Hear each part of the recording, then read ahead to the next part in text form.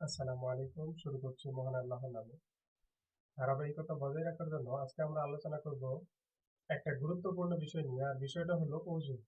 এই অজু ব্যাপারটা আমরা তেমন একটা কেয়ারই করি না, বা আমরা সেভাবে নিই না, সিরিয়াসলি নিই না। ওই অজু তো করি, কিন্তু আমরা যখন কোনো ভালো একটা আমল করতে যাই তার আগে কিন্তু আমরা অজু করে নিই।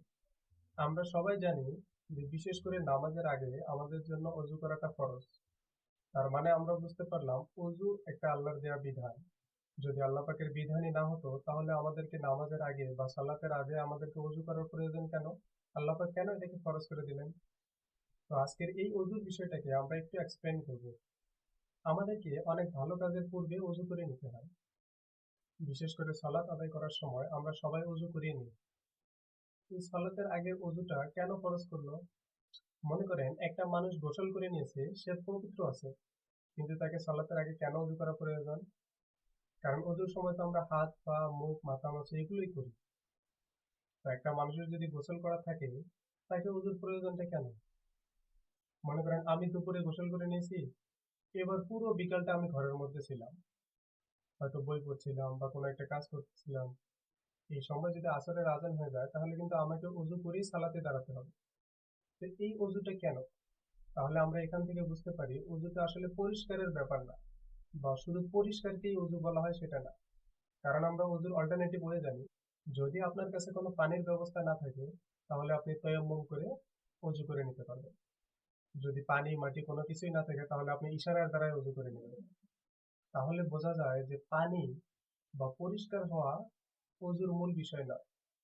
যদি পরিষ্কার হওয়া মূল বিষয় হতো তাহলে আল্লাহ বলতো তোমরা যেভাবে হোক পানি জোগাড় করেই অজু করতে হবে। যেহেতু অজুর অল্টারনেটিভ ওয়ে আছে, তার মানে পানি বা পরিষ্কার এর সাথে অজুর কোনো সম্পর্ক নেই। আর যদি আমরা গোসল করে পরিষ্কার থাকি, পবিত্র থাকি, তাহলে আবার অজু করার প্রয়োজন কেন? বিশেষ করে সালাতের আগে। এই সালাত হচ্ছে শরীয়তের একটা বড় বিধান, যেটা আপনাকে মানতেই হবে। কেউ যদি মুসলমান দাবি করে তাহলে তার ভিতরে সালাত থাকতেই হবে। তাহলে অজুর মূল বিষয়টা হচ্ছে আপনি এত বড় একটা গুরুত্বপূর্ণ ইবাদত করতে যাচ্ছেন, সালাত আদায় করতে যাচ্ছেন, তার পূর্বে এই অজু করার শর্ত কেন? এই অজু করার বিধান দিয়ে মহান আল্লাহ আমাদেরকে বোঝাতে যাচ্ছে আমরা যাতে এই অজুর মাধ্যমে আমাদের অন্তরটাকে পবিত্র করে নিই। আমাদের অন্তরটাকে পবিত্র করাই হচ্ছে এই অজুর মূল উদ্দেশ্য। সেজন্যই তো আল্লাহ বলেছেন পানি না থাকলে তোমরা মাটির মধ্যে হাত দিয়ে অজু করো বা ইশারায় অজু করো। তাহলে আল্লাহ অজুর বিধান দিলেন অন্তরকে পরিষ্কার করার জন্য, আর আমরা আছি আমাদের বাহ্যিক অঙ্গকে পরিষ্কার করা নিয়ে। আমরা কি সঠিকভাবে অজুর হক আদায় করতেছি?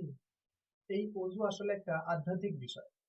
আপনি সালাত আদায় করার আগে যখন অজু করবেন, আল্লাহ বোঝাতে যাচ্ছে তোমরা অজু করার মাধ্যমে তোমাদের অন্তরের হিংসা, ক্রোধ, রাগ, দুঃখ, কষ্ট, বেদনা সমস্ত কিছু ভুলে যাও।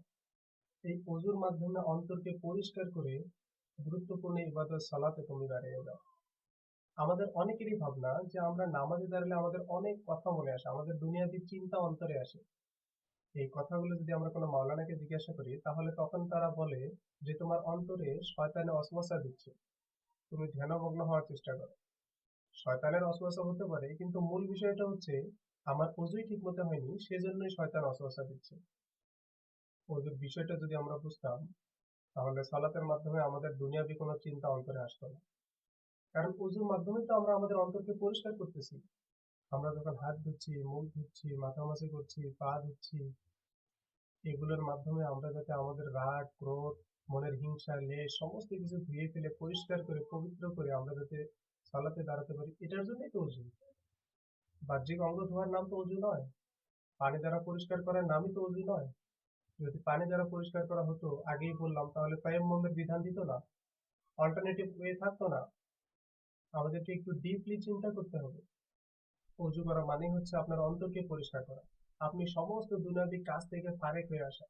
আপনি দুনিয়াবী সমস্ত কাজ থেকে ফারেক হয়ে এসে অজু করে তারপরে সালাতে দাঁড়াবেন।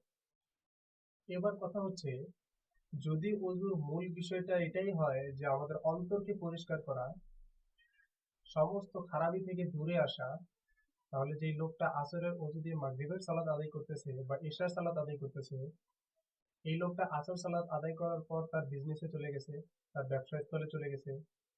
সে ওখানে অনেকটা মিথ্যা কথা বলেছে, খাদ্যে ভেজাল মিশিয়েছে, বা কেউ সুদের সাথে লিপ্ত, কেউ ঘুষের সাথে লিপ্ত। তারপর সে আবার এসে কুলি করে মাগরিব বা ঈশার নামাজ আদায় করতেছে, বলতেছে আমার তো আসরের ওযু আছে। কারণ আমরা ওযু ভঙ্গের কারণ তো বলেছি বাহ্যিক কিছু কারণ, যেমন ঘুমিয়ে পড়া, বায়ু ত্যাগ করা, এগুলো আমরা বলেছি ওযু ভঙ্গের কারণ। কিন্তু আমরা একটাবারও ভাবি না, একটাবারও বলি না যে অন্তর অপবিত্র হলেই আপনার ওযু ভঙ্গ হয়ে যায়। আর আপনার অন্তর যদি অপবিত্র থাকে, আপনি যত হাজারবারই আপনি আপনার বাহ্যিক ওযু করেন না কেন, আপনার ওযু হচ্ছে না। আপনার অন্তরের মধ্যে হিংসা, বিদ্বেষ, পাপ, অন্যায়, মিথ্যা, এগুলো নিয়ে যদি ওযু করেন, তাহলে আপনার ওযুই তো হচ্ছে না। আপনি আসর সালাতে ওযু দিয়ে মাগরিবের সালাত তখনই আদায় করতে পারবেন যখন আপনি এনশিওর হতে পারবেন যে আসর টু মাগরিবের সময়টাতে আপনার মনে কোনো হিংসা, বিদ্বেষ, লোভ, পাপ, অন্যায়, ঘুষ, সুদ, মিথ্যা এগুলো ছিল না বা থাকবে না। তখনই আপনি এনশিওর হতে পারবেন আপনার ওযু ঠিক আছে। আপনি আসরের সালাত আদায় করে গিয়ে মিথ্যা বলবেন, খাদ্যে ভেজাল মিশাবেন, সুদী কারবারে থাকবেন, ঘুষের সঙ্গে থাকবেন, আর কুলি করে এসে মাগরিবের নামাজ আদায় করবেন, আপনার নামাজ। আপনি একটু চিন্তা করেন তো, আমরা প্রত্যেকটা বিষয়গুলোকে যদি একটু ডিপলি ভাবি তাহলে আমাদের সত্যটা বেরিয়ে আসে। আমরা সবাই সবার জন্য দোয়া করবো, আল্লাহ যাতে আমাদেরকে বোঝার তৌফিক দান করে। আজকে এই পর্যন্তই। সবাই সুস্থ থাকবেন, ভালো থাকবেন। দেখা হচ্ছে পরের ভিডিওতে।